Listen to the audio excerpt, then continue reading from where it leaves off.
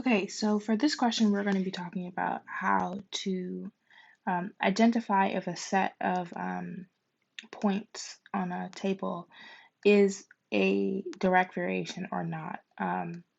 So remember in the previous video and the stuff that we talked about on your earlier quizzes, we're saying that it is a direct variation equation if k is the same. The constant is the same throughout all your points on the graph. Um, and that is sort of what we're doing today. It's just a little different with the setup. So let's just start with this so I can give you some reasoning behind it. I promise I'll be quick, so just deal with me here. So to figure out if k is the same, right? So you have the direct variation equation, which is always y equals kx. But to figure out if what k equals, you sort of have to put this in a format where you can solve for k. So to get k by itself, you divide by x, and that gives you y over x. So k equals y over x. Okay, this is what you're doing here. So you're going to put that in that format. So y is 1. So let's just, me jumping ahead, we're just going to go through all these to see if this is the same. So y over x is 1/4, right?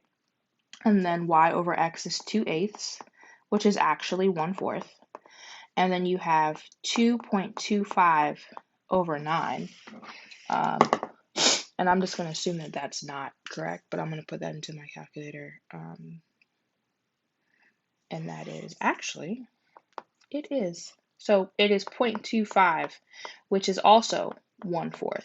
I don't think you'll get a calculator for this question. Actually, you do. Never mind. You do get a calculator for this question on the quiz. So when you do this, just go ahead and put that into the equation. 2.25 over 9 in the calculator, so you can see that. Just know that this and that are the same.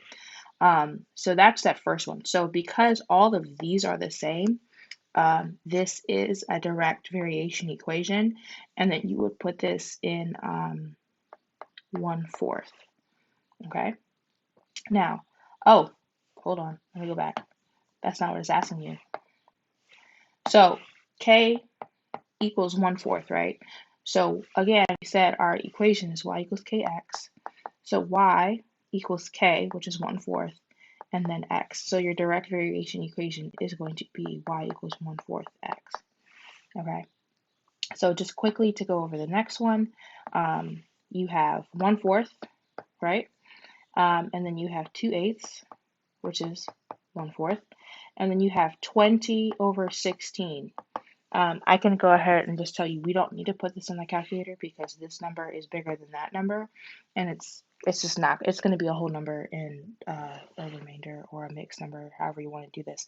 So I'm not even going to take my time to solve for what that is. I mean, you can if you want to, there's a calculator there. So this is not a direct variation equation.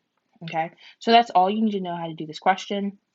Remember, you're putting y over x. This is the reasoning as to why that is, and then you're putting it into the direct variation equation format, which is y equals kx.